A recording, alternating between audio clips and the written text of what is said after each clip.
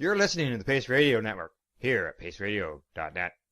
The views expressed by the individuals during this broadcast are their own opinions, and they may not be the same as those of their group or other organizations they may be involved with. All medical advice during our broadcast is not a medical opinion and should be checked with your medical physician.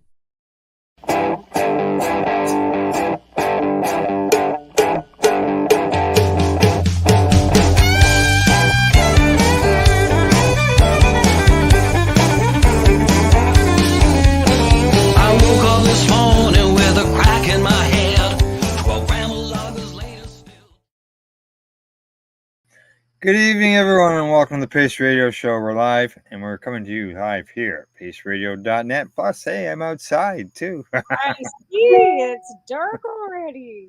But it gets 8 o'clock your time. It gets dark here by 8 o'clock now, too. So. Yeah, it's dark here already, as you can obviously see.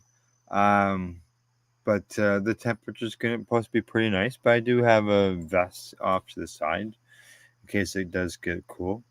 Not as bad mosquitoes this year out there, or was it? Because last year you were swatting mosquitoes all summer. Correct. Well, yeah. Well, now it's fall, right? So let's hope it's not as bad. Well, let me tell you, it's been like fall here in the morning, and then it's like fucking Arizona by 10 o'clock. Yeah, I know what you mean. It's ridiculous. You get up and like your teeth are chattering, right? Yeah. And by 10 o'clock, it's like you're dying. You need to put shorts on, and then by the time I'm coming home at 10 o'clock, it's dark, and I need a fucking parka again. It's like yeah. We've had over the last week we've had evenings from 9 to 11, as far as temperature wise. Yeah, us too. And then going up to 32 to 35 degrees in the daytime. Yeah, ours have been up close to the 30 part. Yeah. I'm not sure what it was today. I don't think it was as warm today, but we didn't put the air conditioning on when I got to work this morning because today's that dreaded. I worked last night, open today, right? So when I got to work this morning, I was wearing my coat. I didn't put the air conditioning on. Then we got an order and we started putting stock out. And next thing you know, Harris is throwing on the air conditioning, and I'm kind of giggling because I didn't put it on. His mom and I were laughing because he's sweating away. And we're both in sweaters still because we're both old and menopausal, right? So like we're just like we don't. 22 degrees here now, so maybe it wasn't 36 today. But so tonight on the show, we've got a few things we're going to talk about. I'm actually going to do a review. I reviewed this pipe yesterday on the Three High Guys, so I'm going to bring it up tonight as well. And then we got some studies, some reports, some stuff on arthritis, some impaired driving information as far as cannabis is involved in there. We should discuss too. I dug that article. Yeah, and cannabis harvest time is less than a month away for people, and it's probably still not a bad idea to figure out to keep your pets away from your plants, or even if once you're done harvesting outside, you still may have indoor gardens, so you still want to keep your pets away from. I know myself, I always did. That was one thing that we're pretty meticulous about keeping the cats out of the room, and the dogs never did go. They can't go downstairs, so because their little legs won't let them. Yeah, I've always kept them out of the room. So. You don't want hair.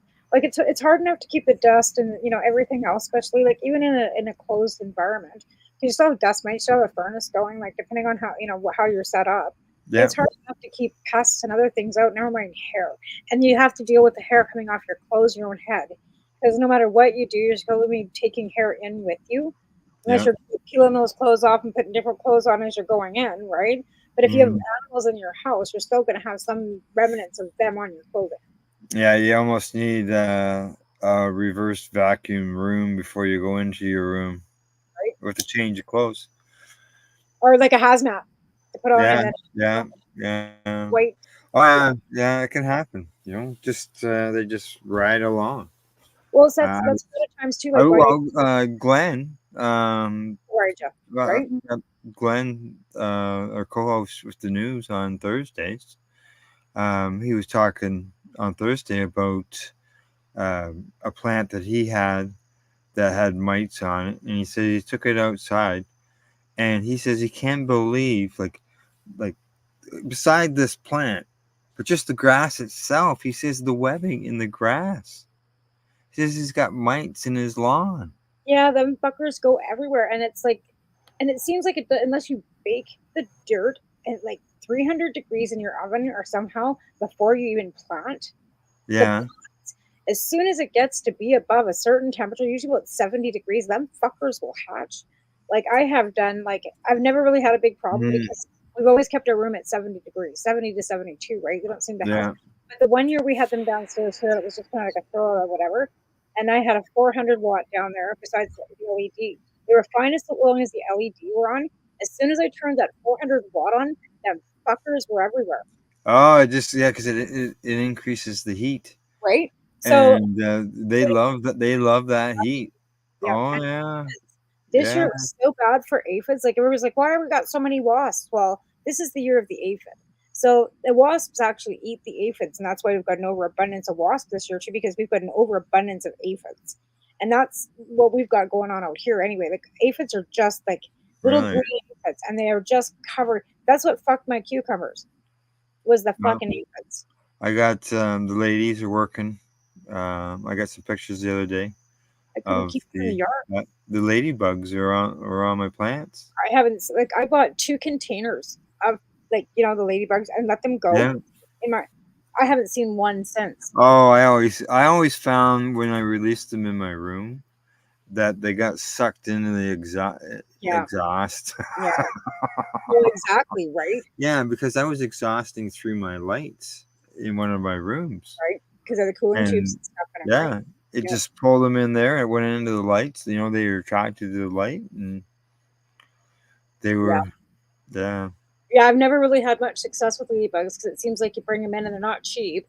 And the next thing you know, the neighbors have got them, but we don't. I bought praying mantises too, the follow, 1 year or two, and them things are like you have to be like on them, and if you don't have food and water for them immediately, they start eating each other. And there's like 100,000 of these little fucking things. I got 2 of them, and then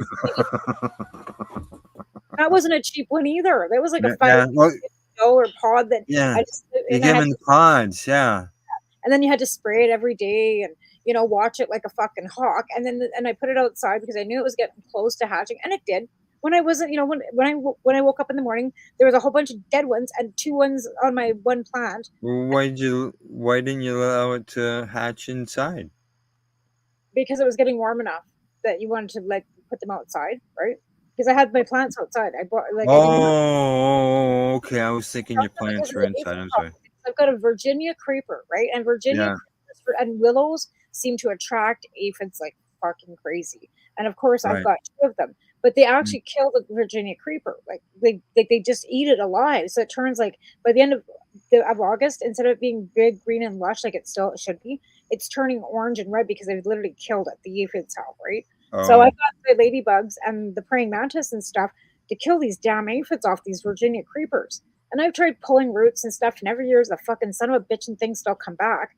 So in order to try and get rid of this aphid problem, but I've also got a weeping willow in the front, and I got a willow right here. So I don't know what I need.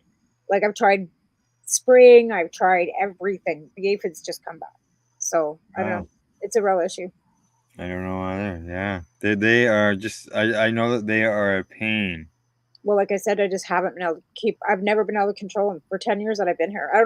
I don't know how my grandmother did it because I don't remember them looking like that when my grandma was alive. I think my grandpa used naphtha, but that's like a camp fuel, and I'm thinking, how the fuck did he spray camp fuel? Like, how the hell would that? Oh yeah, no, you don't want to spray that on you. I'm thinking, like, how the hell do you garlic? My understanding, garlic. Like planting garlic around it? No, spraying it with garlic. Yeah, that's interesting. I never heard that before. Yeah, garlic water. Yeah. I was for soap, always using like one of my friends 1 year. This was back like I don't know 5 years ago, 6 years ago, and they had aphids in their on their plants, and that's what she did. She went at it with garlic and something. Wow. I know, like I said, probably garlic and water. There might have been some soap in there or something as well. I don't have to check that out. But I know, like, when you get powdery mildew, they say, to use like milk, right? There's milk. There's a few different things. Like I've already come across some in my own garden. We've Some got a bad problem with it too. Like, and with powdery mildew in it. and then when I was Yeah, working at the garden center, I mentioned that the one time and I got in trouble. Oh, that's a homeopathic thing, and if it doesn't work, don't tell people that. I'm like, okay, well, he was. But it's like I'm in a spot where there's lots of exposure, like lots of wind. There's lots of sunlight. It's just, it just gets so frustrating. I know, right?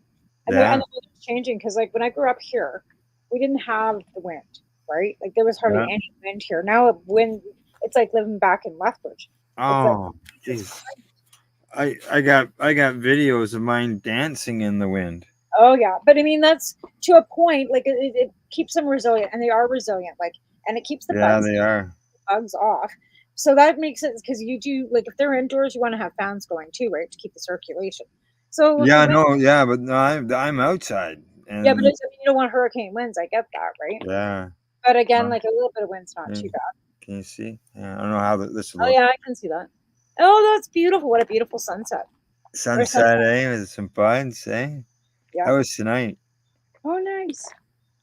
My lighter dies right in the middle. Right.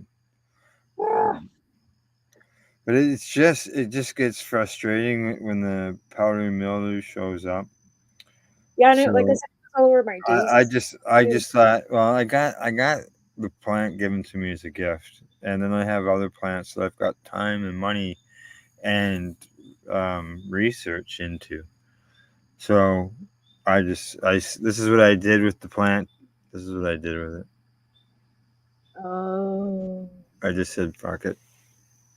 Well, because it'll just keep spreading, right? It's good. Yeah, that's my concern. It'll spread. It'll just spread. Did you treat it anyways, just to be preventative?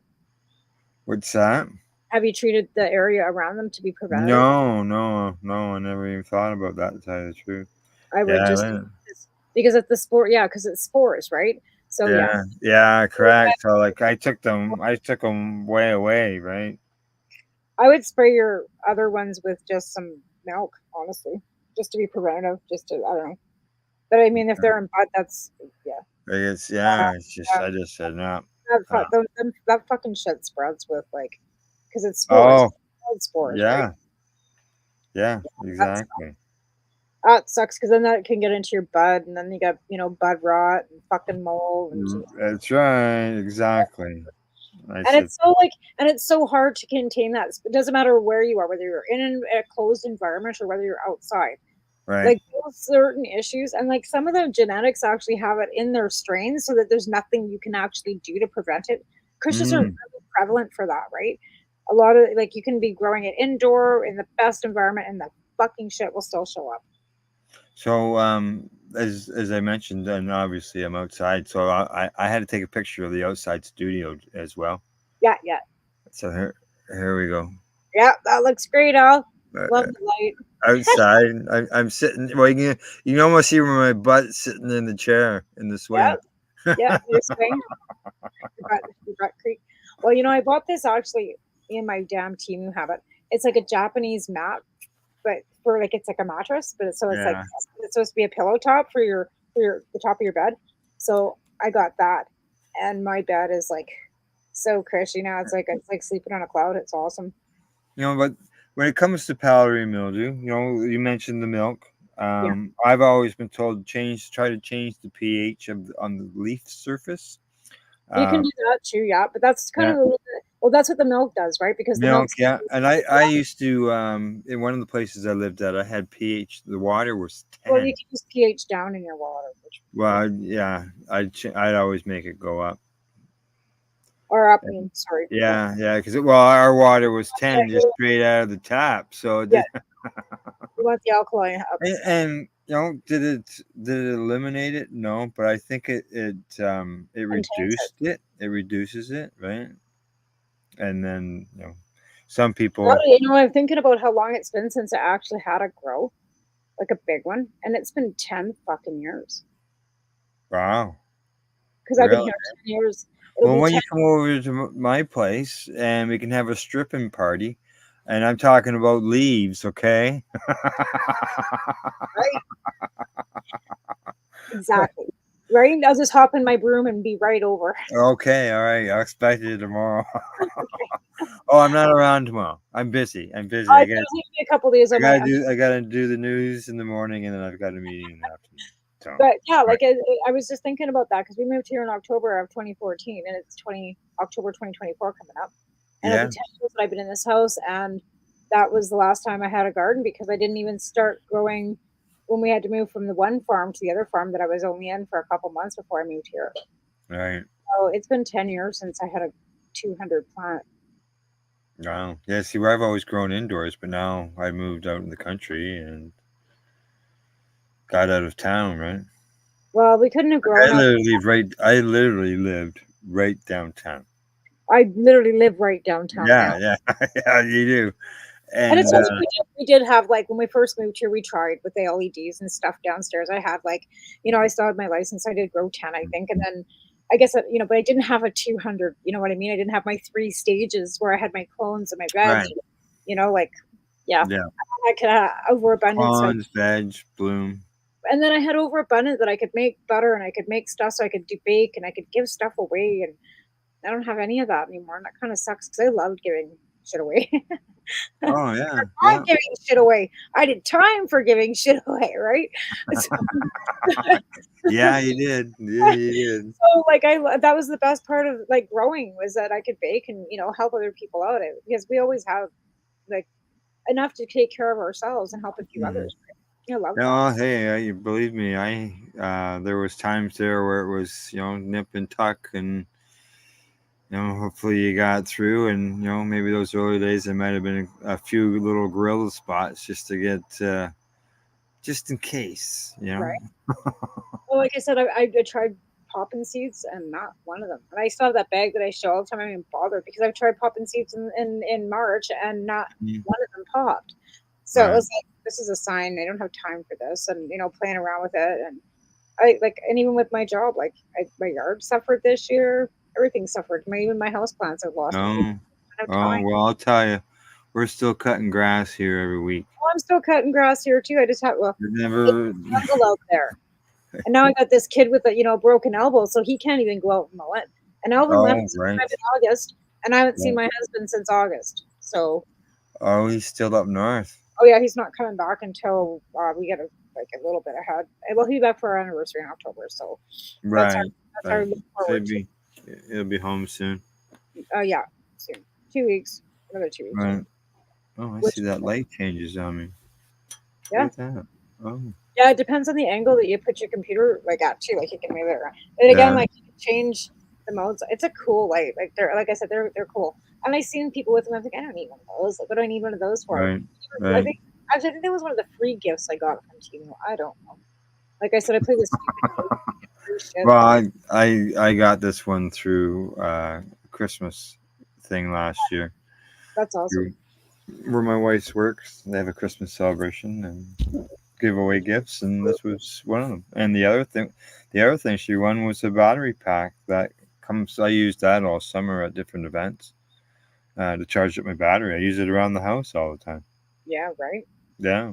It's good and handy because you guys get your power kind of cut sometimes with the wind and the little storms and stuff every once in a while. No? Oh yeah, yeah, and being out in the country too, sometimes you're not always the first in line to get your power back. No. Right. So.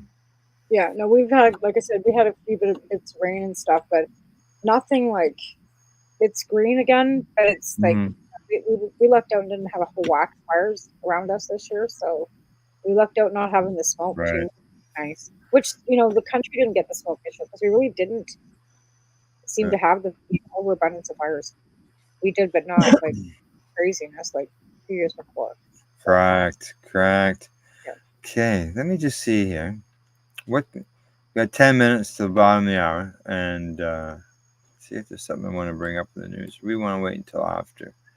Let's bring up this little article here. I'm gonna discuss before we go to break. Okay. And this one here it has to do with how to protect your gardens from your cats, your dogs. And we're not getting into eating things here. They eat the plants, okay? All right. The animals are eating the plants. Catnip is a plant that kind of is similar along the same lines because I grow catnip in the yard right outside. Yeah. So when they see a cannabis plant, it smells fairly similar to the catnip. So they go right for it. There you go. Yeah. Yeah. Yeah. So they make some suggestions such as fencing options. They say to install proper fence. Use chicken wire. It's apparently an effective way of doing it. Where is it? It's over here. Chicken wire. They say to bury it at the bottom. That prevents the dogs from, getting underneath the fence, just like they do any other time, right? Yeah. Yeah. Well, you don't want your dogs here because you lift their legs too. Okay. Well, yeah. They carry little bugs on them. And like not that, like I said, like you can have the cleanest pet ever, you're gonna still have like dust mites and fur. You don't want to hit your bud. No, exactly. No matter what I did, I always had a hair in my bud. They even suggest to put the chicken wire on the ground because it says it makes it uncomfortable, right? Well, you don't walk on it, right? That'll also keep other critters away, like somebody else's cat, skunks too, right? Yeah. Skunks, they'll come and eat them. Right? Raccoons, porcupines, where you are. Porcupines, yeah, exactly. Even rabbits. Right. So rabbits. Whether this might be say cats and dogs on the title, but we just named off like 6 other little deer. Yeah, deer, you need a 7-foot fence. All right, like 7 feet. Well, I'll tell you, my dad. I posted a picture of 4 deer in the field beside me. I see that. Yeah. Yeah. I was out working in the garden, and there they were right beside me. And that's more than once. More than one time they've been out there. They can come in and eat everything you leave behind, the fuckers. Well, hopefully they're eating the leaves that I'm throwing on the ground as I slowly reduce the amount of leaves on them. Right. Yeah. No, it's actually funny because they don't normally like want to hang out like normally like with the dogs and stuff. But the other day they're out there barking their faces off, and there's mama deer with a baby laying in my backyard, and I'm like, oh god, they're gonna get stomped, and she just laid there. And I'm like, obviously she's used to the dogs and doesn't give a shit. Right. Okay, so deer, you need 7-foot fence for that. So they also suggest some visual peeling options, such as wooden fence, chain link fence. You need these strips too that they don't like, which is like a reflective strip that blows in the wind. They don't like those either. No, eh? And you said 7-foot fence. Sure enough, it says 2.4 meters, which is 7 feet, approximately. We only know that because we're not allowed to have 7 feet fence in our bylaws in town. Oh, okay.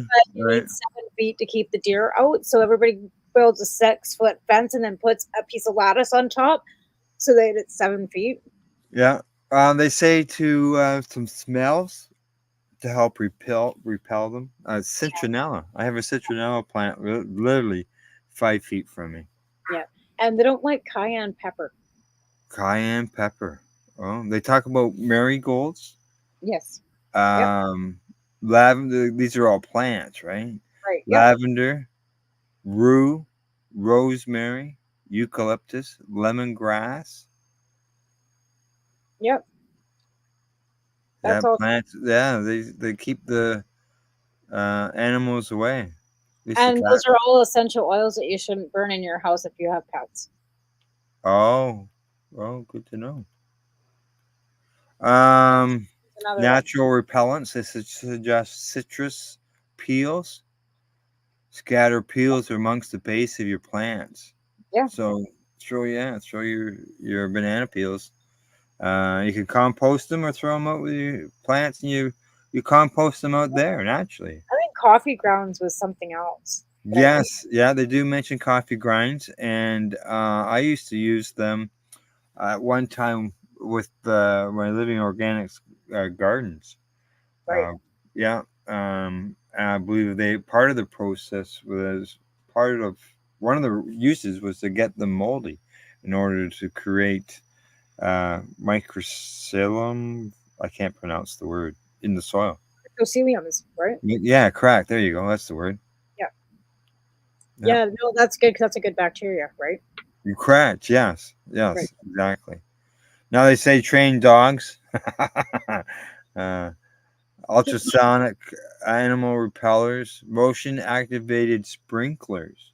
Mm, yep, those are good too. But I mean, you Yeah. can't, you know, not everybody has the ability to do that. Yeah. They're expensive. So there you go.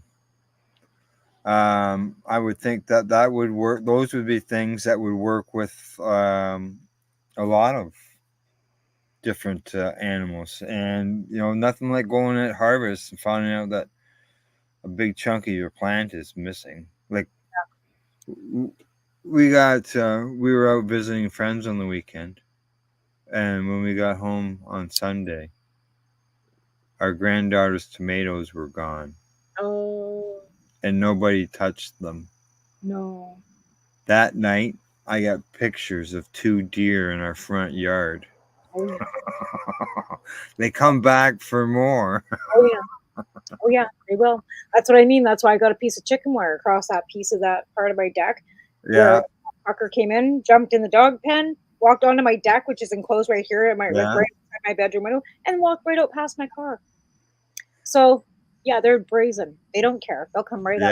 yeah. Now, is there any type of plant that can be grown that would help repel deer? Well, there is Those some like those ones, I could see the ones we were talking about. I could see them being for smaller. there's the thorn. There's ones that got that. What the hell are they called? Oh shit, we used to sell them at the garden center there. They have thorns in them. Um, Oh, oh, Caraganas. They don't like caragana. Because caragana have thorn, right? prickly thorn, prickly. Yeah, prickly thorns. But what the hell are they called? So 100,000 of the fucking things. Anyways, junipers are not supposed to like those either. Marigolds are not supposed to like either, but apparently they don't mind them anymore, right? Because there was one Okay. thing that predator that they didn't want to go for. But there's Mm. a listing of certain things that they don't like, but they seem like our town deer. They're not discriminatory. They'll eat everything. So I had them eating my The junipers. town, the town deer. We have town deer. We call them town deer. They were born in town. If we tried relocating them, they'd be looking for Yeah. cans and coffee on the side of the road. And we've got people that feed them. Like that's the worst Oh, part okay, about it. yeah. They'll throw out their lettuce and their tomatoes for them and bring them into their yard. And that's totally illegal. You're not supposed to do that, but they do. No, We've yeah, got probably 300 or 400 head. and then there's situations where they do come in and eat a lot of the vegetative material or killing off the young trees because If they're they eating the leaves. on down instead of eating my lilies, I'd be okay with that. Peppermint's another thing they don't like because they won't go near the peppermint. So maybe grow some peppermint around your plants next year. I've got peppermint all around everything. They didn't touch any of that stuff on the side of the house, but my anything that wasn't near the peppermint, they picked to get my lily. But Oh, but they don't like peppermint. That's another one they don't like. But they eat all my hostas. They love hostas. they love hostas. Peppermint. Good to know. Yeah, Good and to yeah, know. I thought with the catnip there that they wouldn't go near it, but they didn't touch the catnip, but they ate the hostas. They don't like garlic, chives either. Chives is another one. Guys. Rosemary is another one they're not really keen on either. Mm, interesting. Mhm. Alrighty. Well, what do you say? Sure. We head for break, and when we get back from break, uh, we'll learn a little bit more about this device. Ooh, is that like the apple? That is, I'm gonna say that is the supercharged version. You see, I'm glad I waited not to buy. I'm waiting. I might buy that one instead. And you don't even want to All get my right. decent hash though. Jesus, What's that? I can't get my hands on any decent hash around here. So Well, we'll get into that. when we get back after the break. Okay, when we return, we'll talk about that. Tamara and I will be back shortly. You're watching the Pace Radio Show. We're live here at paceradio.net. We are people advocating cannabis education here at paceradio.net. Limestone City Hydroponics is Kingston, Ontario's hydroponics shop. Take your growing to the next level and create the optimal environment with a tent kit, or maximize your yield with an ebb and flow flood table kit. Either way, Limestone City Hydroponics has more sizes and options to fit your needs. Are you looking for the power of the sun that adapts to your budget? Then look no further, as they have professional grow lighting. They have indoor grow systems that are easy and cost effective, with many options to fit your living space and lifestyle. Cultivate your growing potential. We have everything you need to succeed. And if you can't make it to the store, they offer local delivery to the greater Kingston area. Remember, when you're looking for experts to help you grow, then look no further than the locally owned Limestone City Hydroponics, 105 Sunderland Drive in Kingston, Ontario. Call them at 613-548-0420. Are you looking for non-stop, continuous cannabis and psychedelic programming? If you are, then turn your browsers to 420radio.ca or paceradio.net, where you will find the 420 Pace re-rolled Saturday. Everything gets started at 8 a.m. Eastern Saturday morning. Enjoy the buzz of legalization with Campbellford Lifestyle Shop. From lights to plant nutrients, books, consumption accessories, and more, we've got all your basics to grow or consume cannabis. Visit our info center or take a look at our piercing services and body jewelry, now available in-store through Campbellford Lifestyle Shop, 17 Bridge Street West, Campbellford. Are you looking to get your medical cannabis grow license? Limestone City Hydroponics can help patients through the process of obtaining their license to grow medical cannabis. What's that? You don't have a doctor. If you meet the medical criteria, Limestone City Hydroponics has a nurse practitioner who can assess and provide medical cannabis prescriptions. What are you waiting for? Contact Limestone City Hydroponics at limestonecityhydroponics.ca or call them at 613-548-0420. Pace Radio is the people advocating cannabis education radio network. Legacy 420 have an awesome array of cannabis-infused beverages, from pop to Nature's Nectar's teas, all in amazing flavors. What a selection! We even have a delicious mango-infused juice, and let me tell you, it's delicious. Everything is infused in-house, so we buy our syrup from the same place where everybody else buys their syrup for their pop, and the infusion is done in the lab. It's all canned here, labeled here, produced 100% on Tyndonega. We have two lines of drinks. One's called our Nature's Nectar. That was our original line that we came out with, and then we also have a line under the Red E brand. We have them in 10 milligrams, 30 milligram, and 60 milligram cans. What a great selection for a get-together with friends or after a long day. Remember, if you want to wet your whistle with on-site lab-tested products, come see your trusted partner. Legacy 420 out on your road.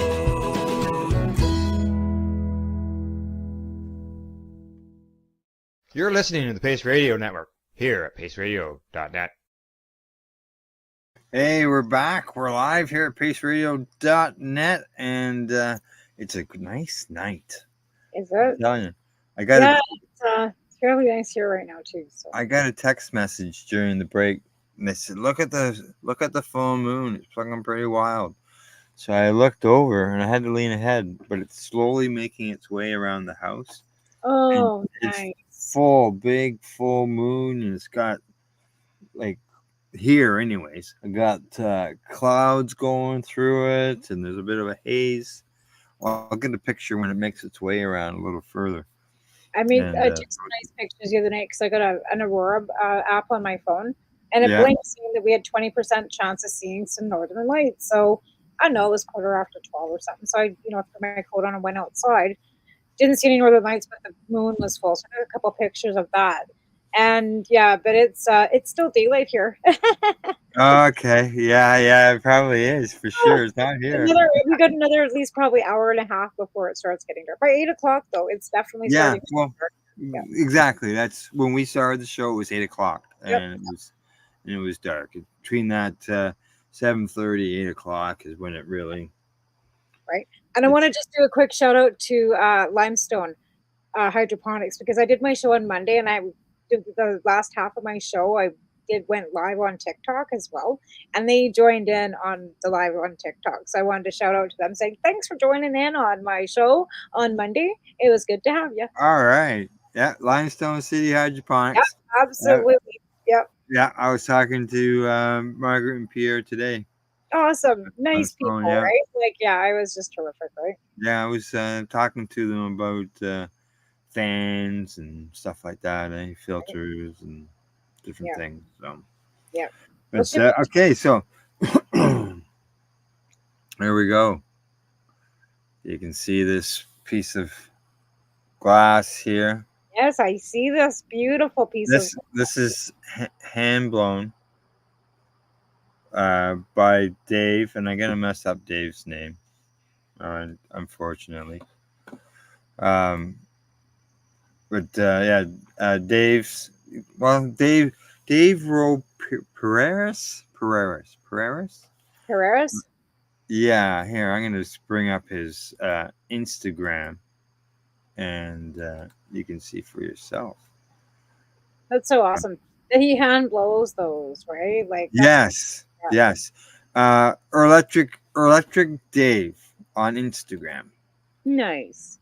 Yeah, and Dave blows these, makes these pieces. He also makes the apple, which I got right here. The apple. Yeah, it looks like an apple. Like an apple, yeah. I've seen you pictures of that one too. We actually didn't review that one on one of the shows too. Yeah. Now this one is dirty.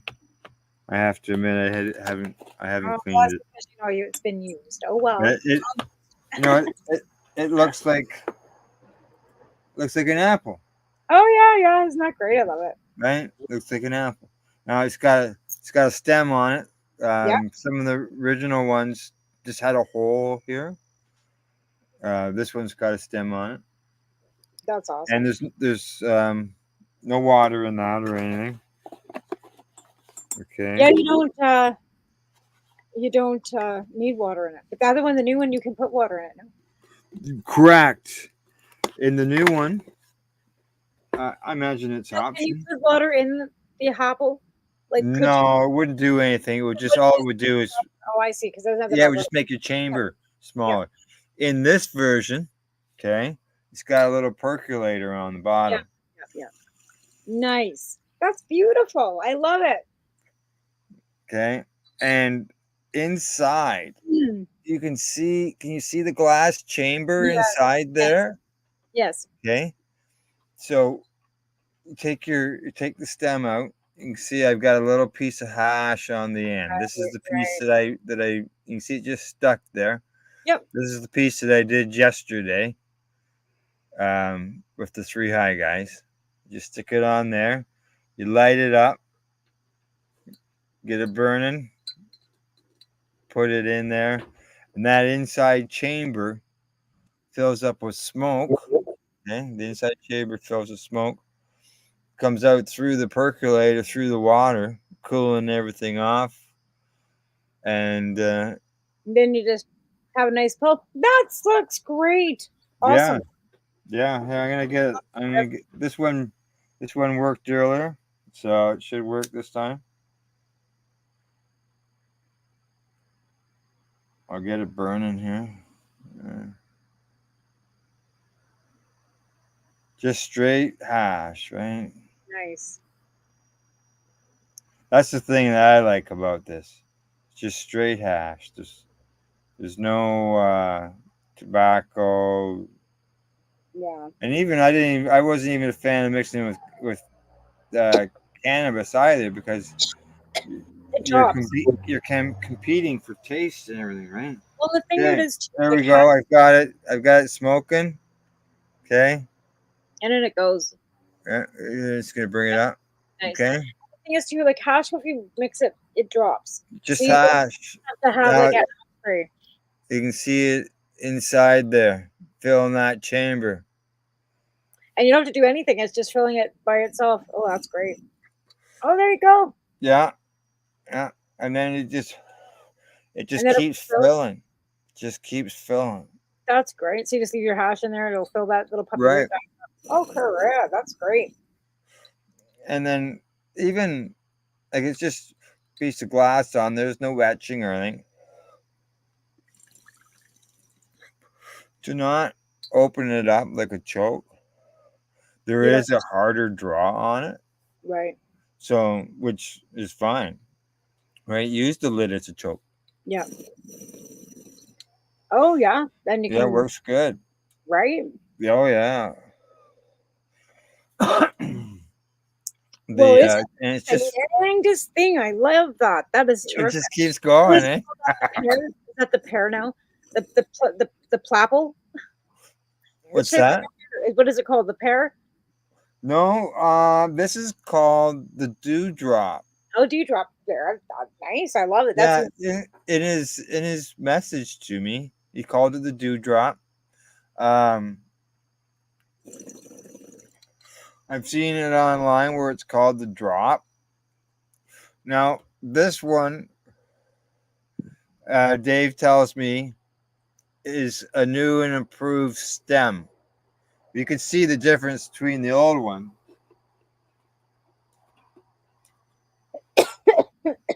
Right? Here's the apple, right? Yep. And you can see this one. Does the one come out of the apple too, or do they come out? Does the stem come out? The stems don't come out. Oh, okay.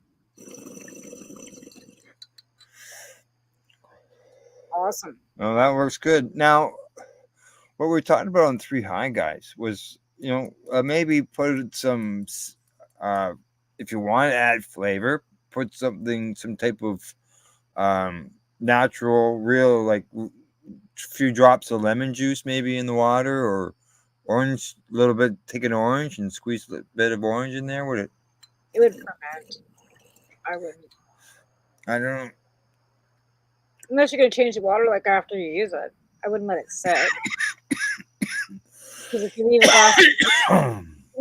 a glass of like water with like lemon in it, it will, after a couple days mold.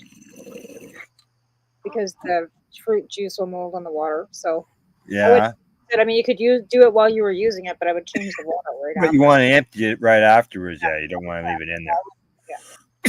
Yeah. That's a good idea. You could put some lemon, mint, a little bit of mint, like a couple of mint leaves or something, some peppermint, or you know what I mean. You could do that too. Yeah. Yes. Exactly. There we go. That's lovely. Now, not only can you consume your hash with it, but I've got Dave's Instagram page up here, right? So I'm going to show you what else you can do with this thing. Look at that. He's got the e-nail on it. There you go. Like there you go, eh? That's a hell of a thing, right? It absolutely do your jobs. Yeah. You could probably touch a bowl, and then you could put your flour in the top of that too. Yeah. Now there's that. Okay, so you can do dabs with it.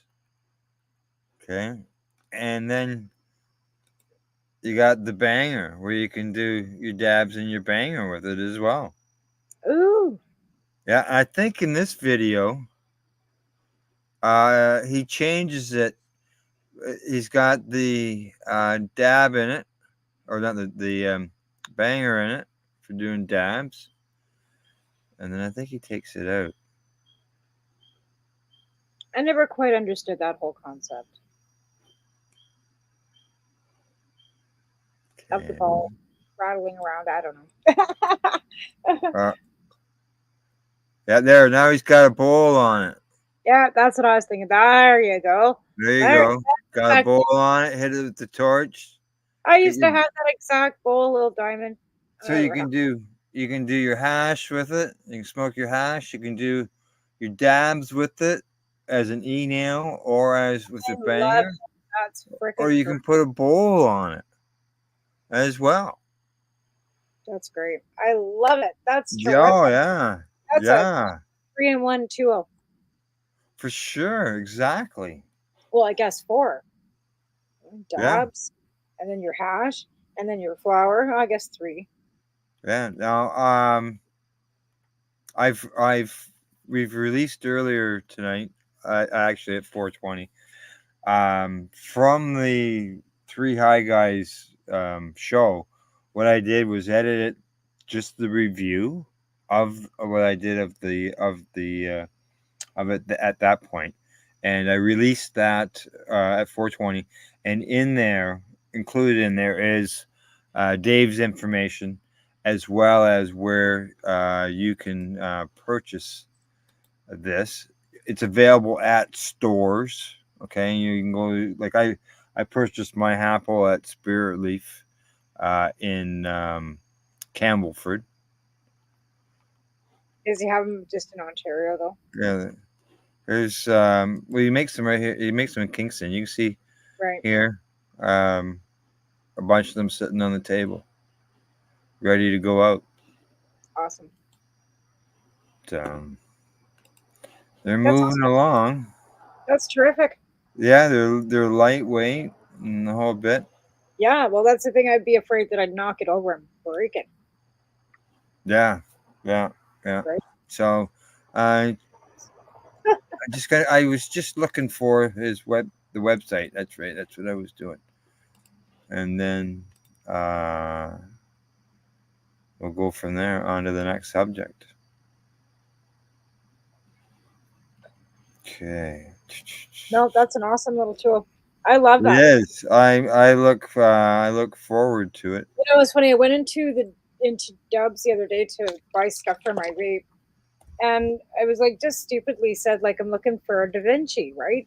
So she brought this great big contraption that you got. Wow. I just want a battery for my vape, right? Right. So Yokans come out with these, and these little buggers are nice too. But this is a Yokan, and you can actually so you can up and down with the temperature on it, right?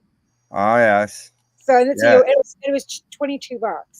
So yeah, but the Da Vinci for the flower. Oh my god, they're shiny but they're like beautiful. But oh my god, they're expensive. Alrighty, here we go. I got the website up. There we go. It's called Canara Swag Shop. Right there. Canara Swag Shop. See, it's got different suppliers there. Nugs. That's where the Apple. So this is. So you obviously can order directly from him. There you go. You can see where they got the apple right there. Yeah. Oh, and there's the Cannabis Glass Art Collectives. Beautiful. Canada Glass Art Collection. Oh, look at these. Quite a few of them. Oh, look at the dewdrop. There you go. Right there. Yeah. Yeah.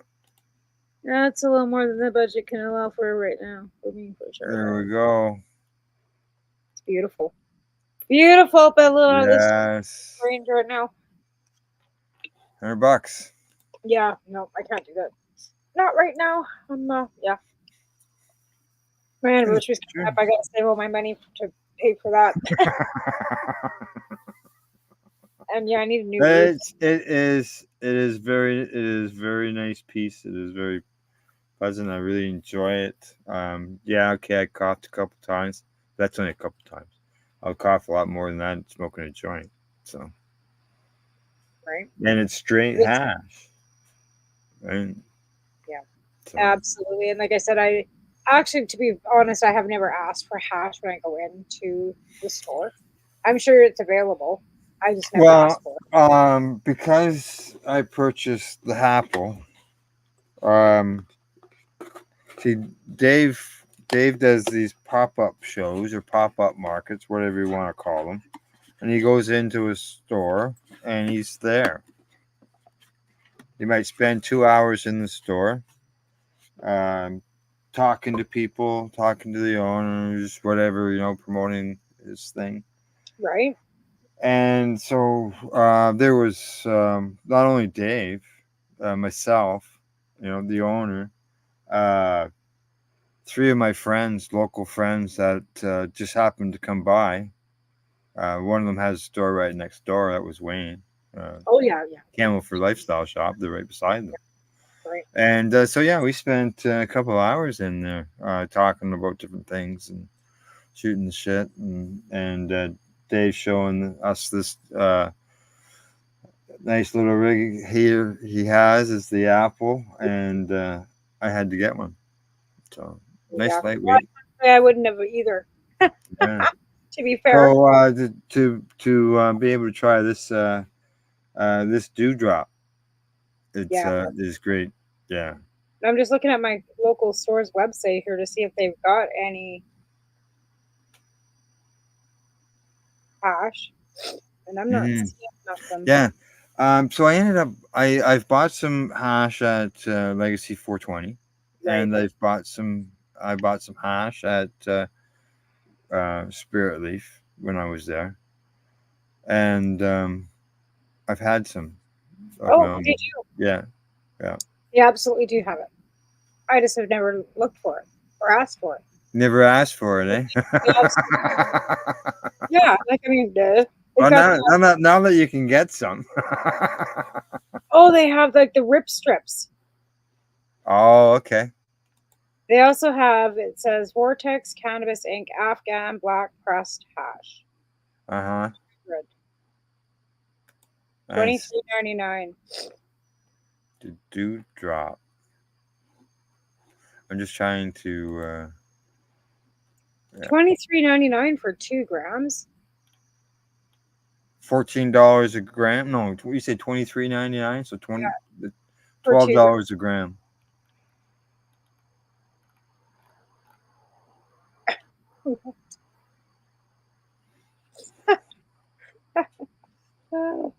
Yeah, that's a good price. Yeah. I guess they don't sell quarters or anything, eh? No, it's all in 2 grams. All in 2 grams? Well, 7 grams would be a quarter.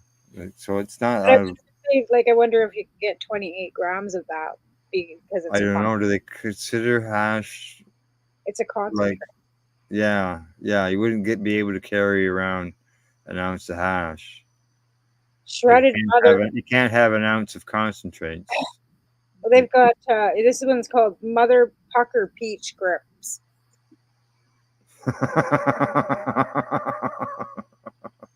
Right? Like, holy shit, who comes up with this shit?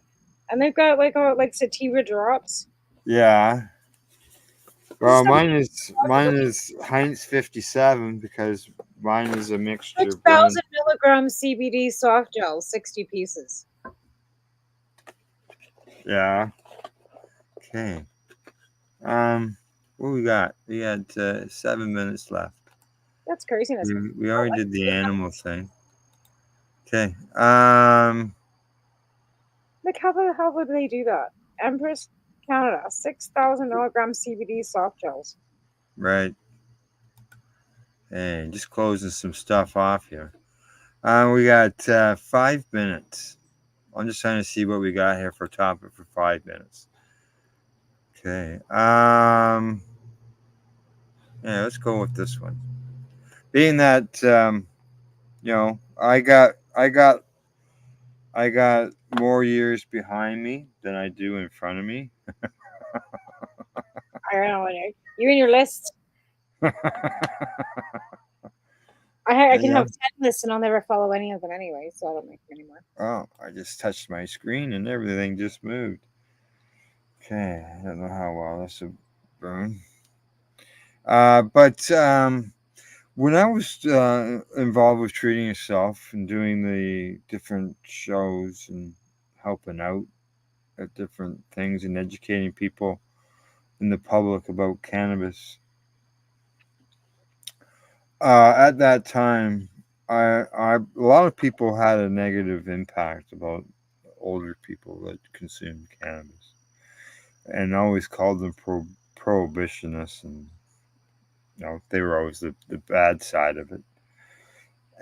But when I was doing those shows, I always found that they were the people who were coming to the booth a lot of the time, were people that were over 50 years of age.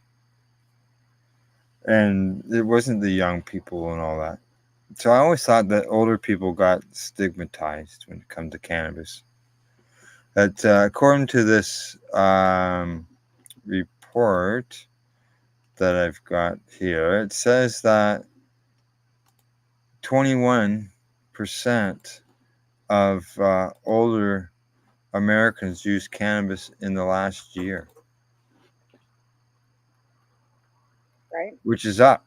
Which would be up. That's almost 25%. And it's funny because when I was doing my show on Monday, I was talking about cannabis research, and I went to our websites, and the last studies that were done in Canada, like recently, were 2019, and then they refer to everything to the MD of American studies, like US, right? Yeah. So coincidentally, I guess if they're doing them hand in handly, but there's a lot of research actually being done in some states, so that's a good.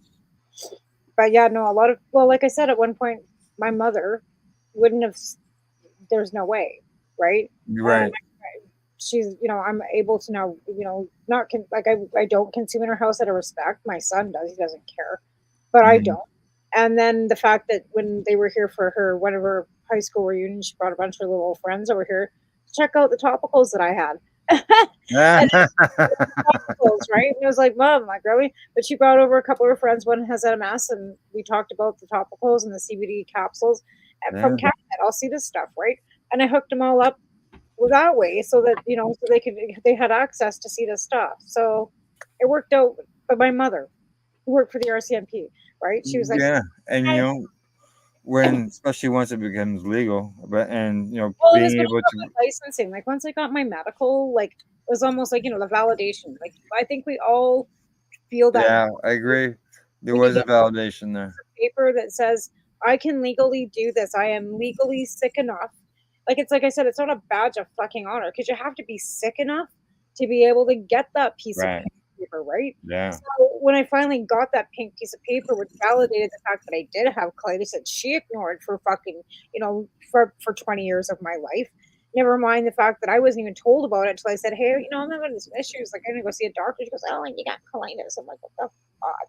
Like, seriously? Right? So when you're told by your mother that, when you're in your fucking 40s that you got colitis and you're wondering what the fuck, you quit drinking and you still got the tequila shits and you're going, what the fuck? Right? Right. Yeah. Oh, yeah. Because I had, my mother was against it until she saw the benefits that she saw in me. Right. But like I said, you get that pink piece of paper, it's like validation. I remember taking a piece of paper going, yeah, finally. Right. So this report says that they found that 21% of Americans aged 50 or older use cannabis, such as flower, vape, edibles, and dabs. Say in that period, 9% used it once or twice, and 12% used it at least once a month. I think it's funny how many of them, I eat a gummy before bed. You know what I mean? Which means obviously that 79% of older Americans. There's nothing in them. They're just CBDs, and I have to snicker because they said the preferred methods of taking cannabis were edibles or beverages. Yep. Like I said, I don't know how many people that talked to. Actually, it was funny last night. I walked in the store and say, "Oh, was this girl up the hill that it says Mark Emery?" I said, yeah. Right. So he says, "You done?" I said, "Yep," and I'm like, "Yep." Right? They said that less popular were lotions and skincare products, 34%, vapes at 26%, and dabs or concentrates are at 19%. I mean, some people find topicals effective. I do, and certain ones, I've had great, effects from topical. But again, it's also a combination of essential oils and other, eucalyptus and mint and, natural, all combined together with the CBD and the THC added, right? So you get a combination of all of it. So yeah. Let's see that the why they use cannabis. The overwhelming response was that 81% of them said for relaxation, followed by the help to sleep at 68%, enjoyment and feeling good, which is nothing wrong with doing that. That's 2/3 of them. Relief pain, 2/3. Mental health and mood, over half of them. Right? Like I just said, stopping you from, committing homicide because, people are stressful. Yeah.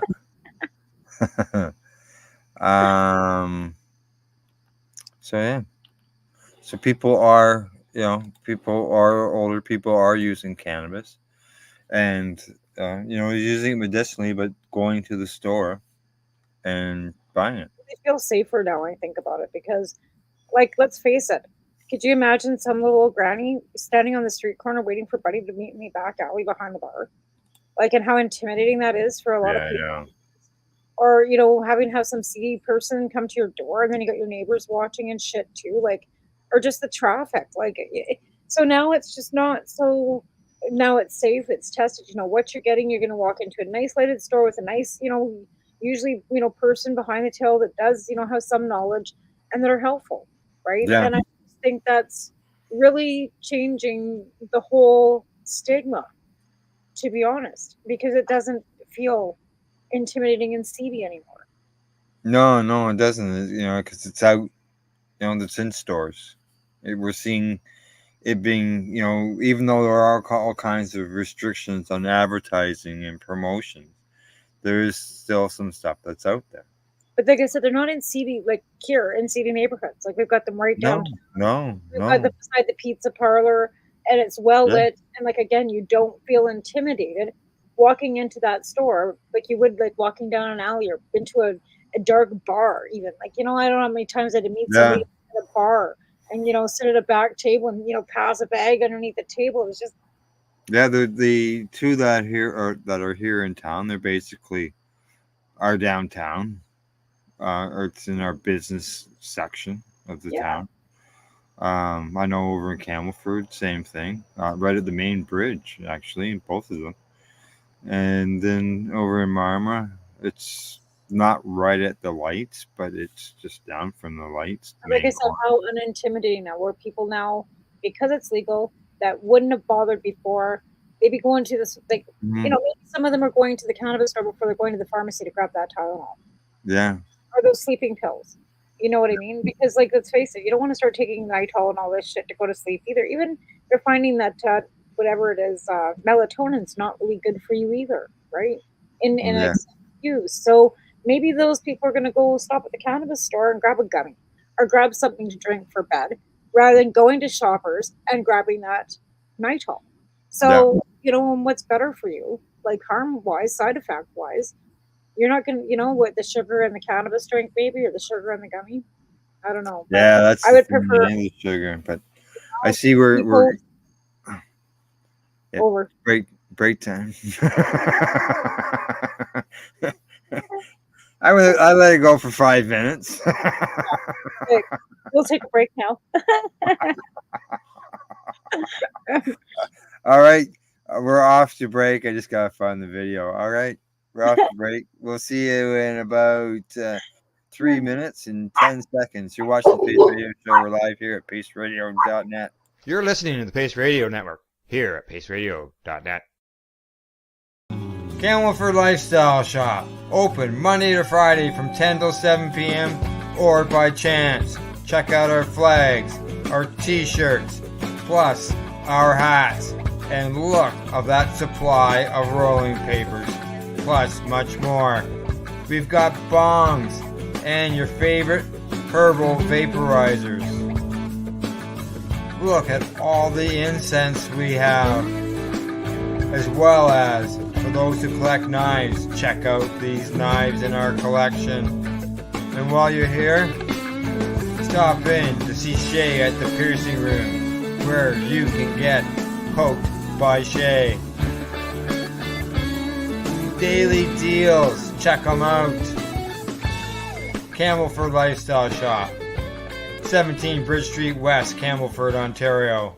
When you have a pain that's reached its peak, Legacy for 20, it's so unique. If organic cannabis is what you seek, here's your trusted partner 7 days a week. Suppository salves, vapes and drops, topicals, edibles, infused pop. Just when life seems like it ain't easy, at Legacy 420, enjoy a pop freezy. Lab tested products, make them the GOAT. Legacy 420 out on your road.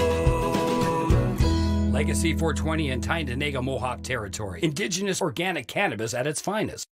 What do you find at paceradio.net? People advocating cannabis education.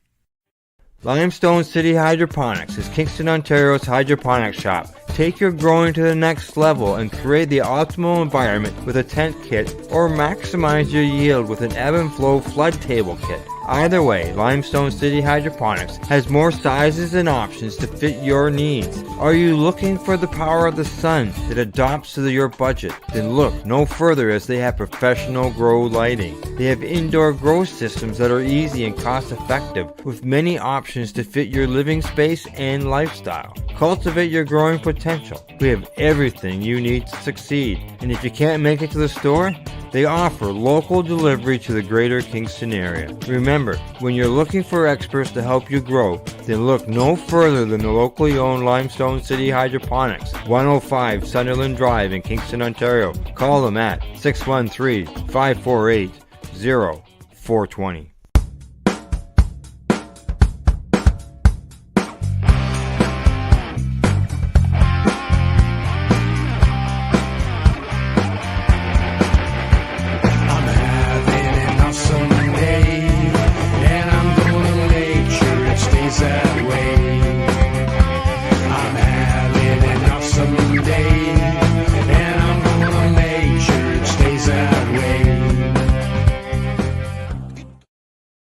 You're listening to the Pace Radio Network here at paceradio.net. Hey, and don't forget, you're watching the Pace Radio Show. But yeah, if talking about forgetting, if you just happen to miss a broadcast, you can always go back to paceradio.net and catch our past episodes. Just click on our logo, and it takes you out of the past shows. Okay. Tamara, we have... just so you know, I really enjoyed this tonight, and I'm gonna enjoy consuming my hash. That looks really nice. Yeah. It's nice. You know? I may have a part to put the email on that. So. Oh, wouldn't that be great? Yeah. If not, I'll just go see my friends at Campbellford Lifestyle Shop and see what they got. Yeah. Okay, I don't need that story anymore. Okay, here's one that I'm going to touch on because there's another one I want to get into too before we're done. And this one here is that, where'd it go? There it is. Get it up here so we can share it. It says that THC concentrations are not correlated with impairment. And I have a speech impairment, so that's not got to do with my consumption of the cannabis. So that's funny, because we were discussing about an impairment charge. Yes. And when was this published? Well, this was published on August the 30th. And it says here that how much THC in a person's system is too much is when it comes to safety operating a motor vehicle. Due to complexities of human biology, that question is far more difficult to answer than many policymakers would lead the public to believe. Infrequent user can consume very little cannabis and be significantly impaired. I completely agree with that. And a frequently consumer can refrain from consumption for multiple days and yet still have considerable amount of metabolized THC in their system. There is no one size fits all. Now, an example of that, we have a perfect example, and that is our co-host on the Psychedelics and Cannabis Educational News yet again, Glenn. 31 or 32 days after he consumed cannabis, because he was a truck driver, he got tested, and he tested positive. Yeah, and that's the unfortunate thing, is that you can never, depending on, because apparently it stores in your fat cells, right? So depending on your weight and how long you wait, like, and how long do you have to wait, and how do you know, like, I don't know. Yeah. I just think that the science isn't accurate on Yeah. any with any of it. Well, right? see, they go by, they have 5 nanograms. There's a 2 nanogram limit, and then there's a 5 nanogram. That's sort of like that 0.5 of the alcohol, and then 0.8, right? Severities, right? Right. So now it also goes on that the researchers assessed the relationship between drug concentrations and impaired psychomotor performance in a cohort of over 15,000 individuals suspected of drug driving and 3,684 drug-free controls. Okay. We have a mutual friend that actually did go to some, like, where he was consuming and then driving, and they were doing Yeah, there's a test in Vancouver in BC, and I never did hear the results of it because I probably didn't find any fucking anything that was, bad. So you know how you notice how when they do these studies, unless they can find harms or something that's actually negative about it, it just kind of poof disappears. You never hear anything more about it. Okay, it says here some more. I always like bringing it up when I'm reading it out so people can read along with me. It says here specifically, authors determined for THC the median drug concentrations changed little between drivers assessed as not impaired and impaired.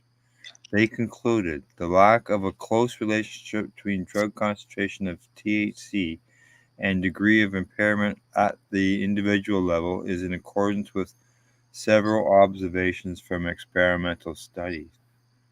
Controlled intakes of cannabis. Yeah, you could take somebody's blood and catch them right after, and then do testing, and they'd still be not impaired. Yeah. Like, how many of us that are, daily consumers for medicinal purposes could absolutely do the alphabet backwards after smoking 10 joints, or walk in a straight line, or do any of the, alcohol sobriety tests that they expect as somebody that has consumed alcohol for, right? It says in the final thing I always want to check off here, it says the author's findings are consistent with those of other numerous studies reporting that neither the detection of THC nor its metabolites in blood or other bodily fluids is predictive of impaired driving performance. Right. So there you go. It doesn't. So again, that's ridiculous, and that's legislation that needs to be changed immediately, because people are being harmed and actually going to go to jail for killing people. Yeah, we've sat here and smoked joints tonight. I smoked some hash.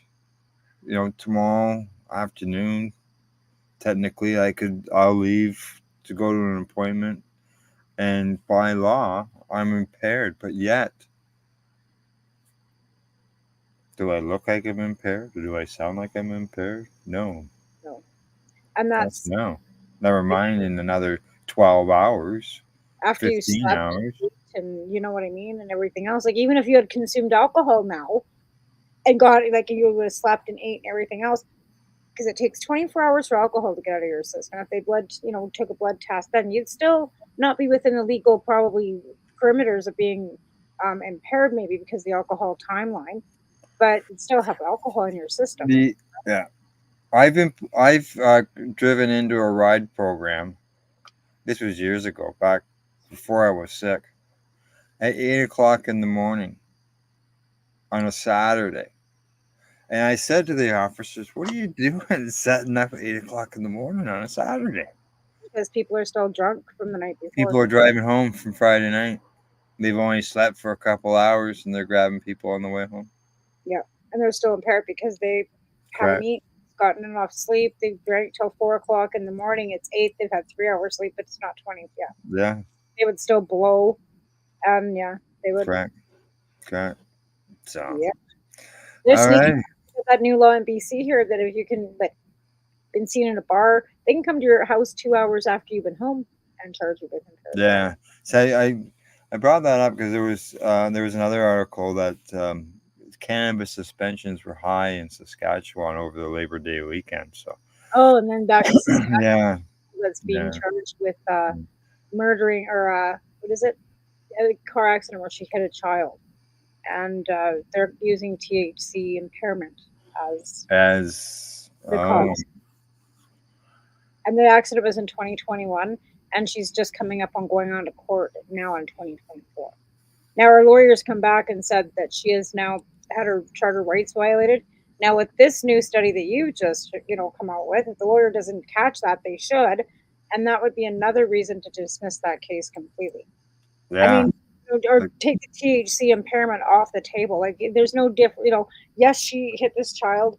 Yes, unfortunately the child passed away, and I condolences to anybody. But again, the THC was not a factor in her, in her. Yeah, because the report didn't. I think the report that you were reading didn't mention what her nanogram results was. Let me see if I can bring that back up, because I don't know if that was in, because it was just a news article, right? Right. Correct. But it was. I know I'd seen it somewhere before. I think it was on TikTok, because the mother was on there. So Saskatchewan woman was charged in a fatal THC driving case, had charter rights violated, and this was July the 18th, 2024. So she'd been charged prior to, the accident was in 2021. So she struck and killed a child while driving. Says a number of her charter rights were violated now. So a 9-year-old was going to school on September 9th, 2021, pushing her scooter across the crosswalk, and she was hit by a truck, or struck by a truck. The driver was the first person in Saskatchewan to be charged for causing a death while driving under the influence of THC at the crash scene. Kennedy told the police she had smoked weed and microdosed magic mushrooms the day prior to. Right? So the day prior to. As voir dire, a trial within the trial that determines which evidence is admissible resumed Thursday. Kennedy's lawyer, Thomas Hines, so they're doing a preliminary right now. Yeah. So that's what they're investigating this. Right. This, the whole thing. Thomas Hines said his clients psychologically detained by police at the crash site that she's a minority at the scene. Because she was a young woman surrounded by armed police officers. He said an officer was with her at all times and all eyes were on her. Any reasonable person would feel they couldn't leave that situation, she says. She was also not given her rights to a lawyer. The Crown prosecutor argued Kennedy never asked to speak to a lawyer. An officer suggested she contact legal aid. Pilon said all eyes were on Kennedy and the child was there hanging on for her life. Kennedy was physically detained because she was not he said Kennedy was not psychologically detained because she was testified earlier that she stayed on the scene because she wanted to help the little girl. But this girl's been charged with she says that she smoked before, so she's amended to do that. Right. So she'll obviously have, I would say, a high number of her nanograms, even though it doesn't show that, because it's okay. So there's some related 12 hours, I'm assuming. There's evidence in fatal THC impaired cases case admissible. Charges should be dropped. 18 should be 18 to 24 hours. Yeah. No. Well, when they we'll find out down the road if it's still being investigated, and they're still determining what evidence is admissible, and so that's what they're going through. So there's related stories here. So yeah, okay.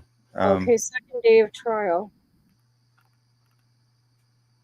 She took the witness stand, so there's more here. Yeah, this is interesting because I think that's not really, yeah, I don't know. A day before, that doesn't seem. Yeah, I know. It seems weird. It seems strange to me, even if she admitted that, like the day before is not there. If she would have 2 hours before, like she was like smoking when she was driving, right? Yeah, you know what I that mean? Like morning, yeah. before she left the house, or like she had a joint hanging out of her mouth as she was driving the truck. Like I could kind of understand maybe then, but even then, it's a bit of a stretch. Like I don't know. I think it's and she's also First Nations, so and it's Saskatchewan. Yeah. Right? Let's just put it that way.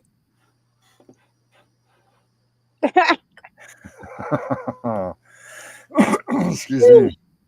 Well, let's hope that it's they they goes through the court systems and they come up with the results that they come up with. There's always appeals on both sides, and it could be years in the courts before it's final determination. Because if somebody in this situation, if obviously I look at it, what either side loses in this battle, there would be an appeal on it. There's been a death of a child, so I just can't see that. What happened to the Jordan law? What happened to the Jordan law? Like, why is it taking 3 years for her to? That's the right to quick. Right, like what happened to that? I never even thought about that. 2021, it's 2024, and they're just going to trial on this. What's the time for too long of a for a case to be dealt with? That's the thing that's the. I'd have to look that up. I think it was like 24 months, which is like 2 years. Okay, I was thinking it was longer than that.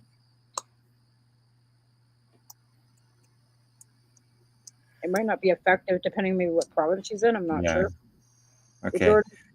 You look that up. I'm gonna run a little promo here. You look that up, everybody. Are you looking for non-stop, continuous cannabis and psychedelic programming?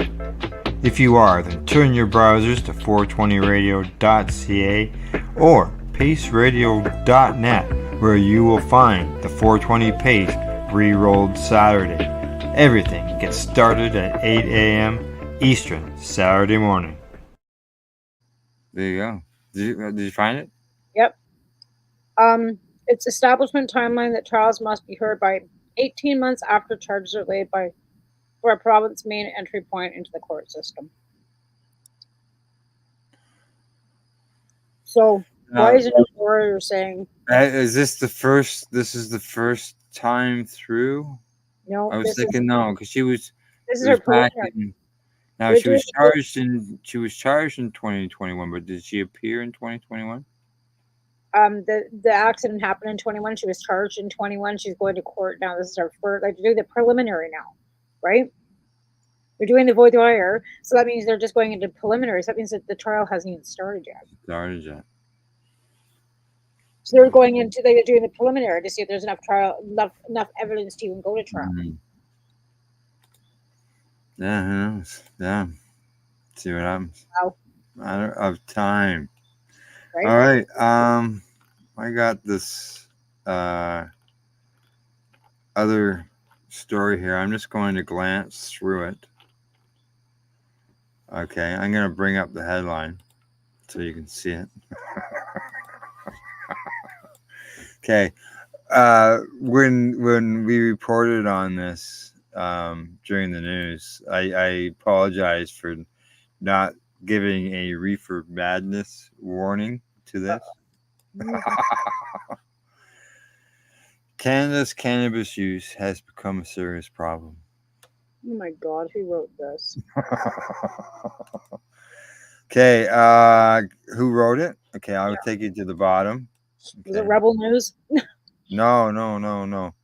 The writer is Ottawa citizen. he is a general counsel who has worked in the private and public sectors. He was a Conservative candidate in Toronto in the 2021 federal election and does not plan to run again. Good. Right. So that's this is an editorial, right? Yeah. This is it's opinion piece. So it's his Correct. opinion. It's opinion piece. So he says that 21 months after legalization, more than 350 children under the age of 9 were rushed to the emergency rooms, and there was a lot of kids. I never counted up the age of the numbers, but I remember reporting on them and telling people, like, come on, you got to be responsible with your cannabis. You just can't be leaving it laying out for kids to grab. You know, it's like when why are you rushing your kid to a hospital when you know they've ate it and they just have to sleep? Like, why make a deal of it?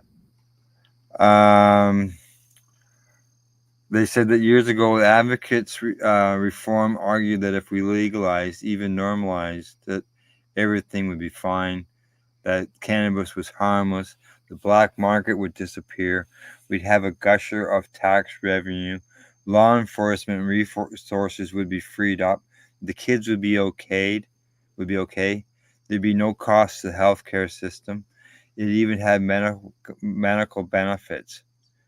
How wrong they've been. Oh, where's this guy been under a rock?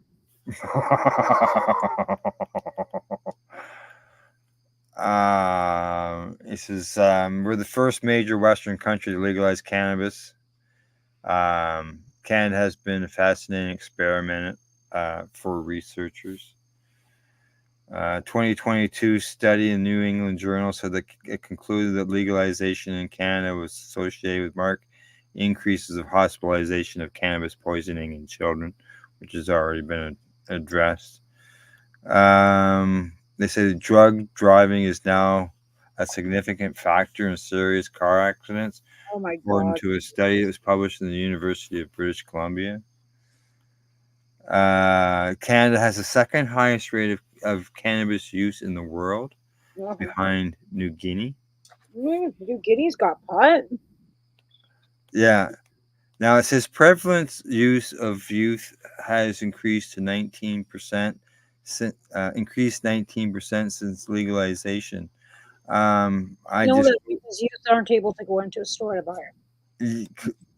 Yeah, they're not. I didn't think I'd get to this article, so I closed off an article that refuted that. Cannabis use disorder, 18 to 23 years old, they say has increased. Cannabis use disorder, that'd be greening out. Where are they getting these stats from? Well, they do provide a link, they say, to each one.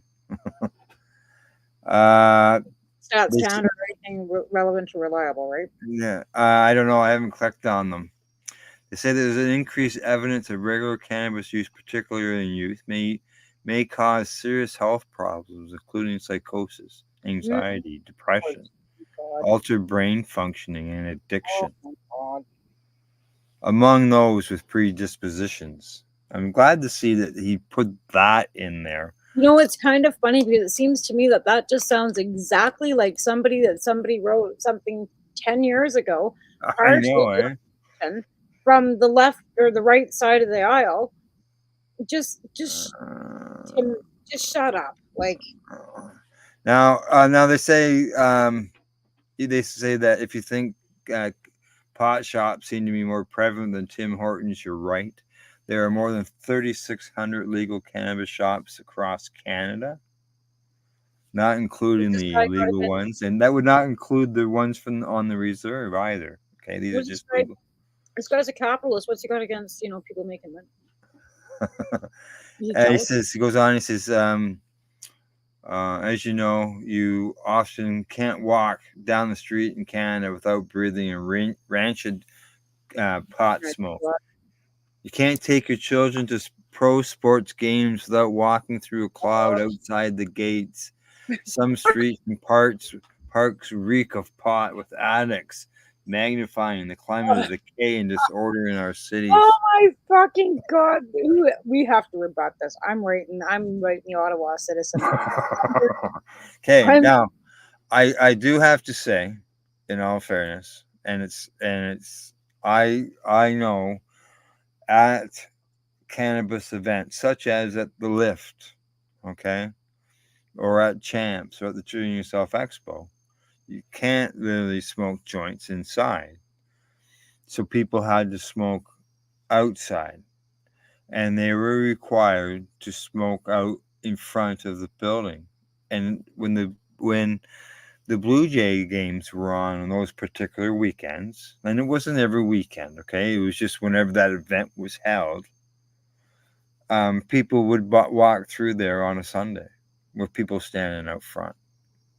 It's not like it's an everyday, every weekend thing, because a cannabis event doesn't happen that time.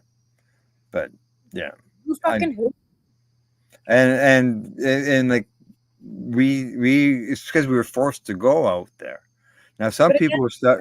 The first year we, That's exactly it. Like, why are we forced to be out in public, making it so that because there's no lounges for us to go to be able to be out of public? Bingo. Yeah. I don't know. It seems to be a no-brainer for me, but hey. That's right. There's the unofficial Tracy Curly Vapor Lounge that happens out in front of the Metro of Toronto Convention Center. Yes. So, righty. Well, anything else? I see we're at the bottom of the hour. No, I think I think I'm. Like I said, I think I'm good. You think you're good? But we got that article about that poor girl. I'm gonna, like I said, I want to follow up with that.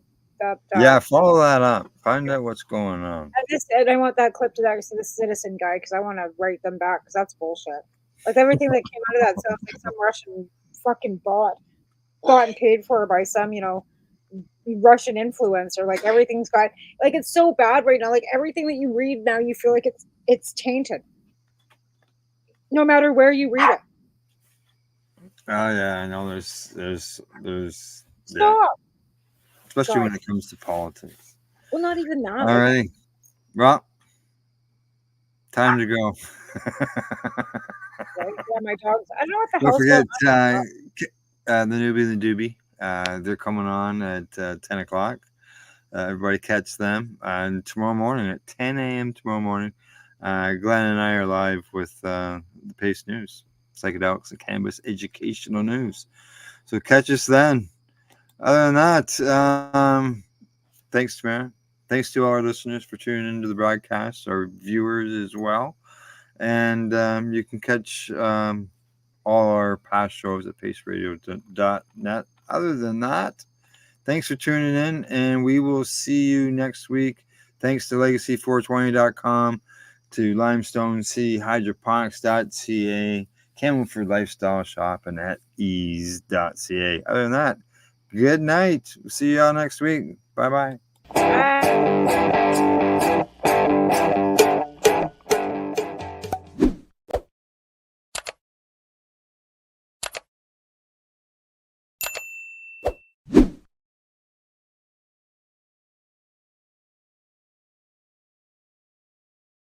Let's share Pace everywhere. That way it can help create peace. People everywhere advocating cannabis education. You're listening to the Pace Radio Network here at paceradio.net.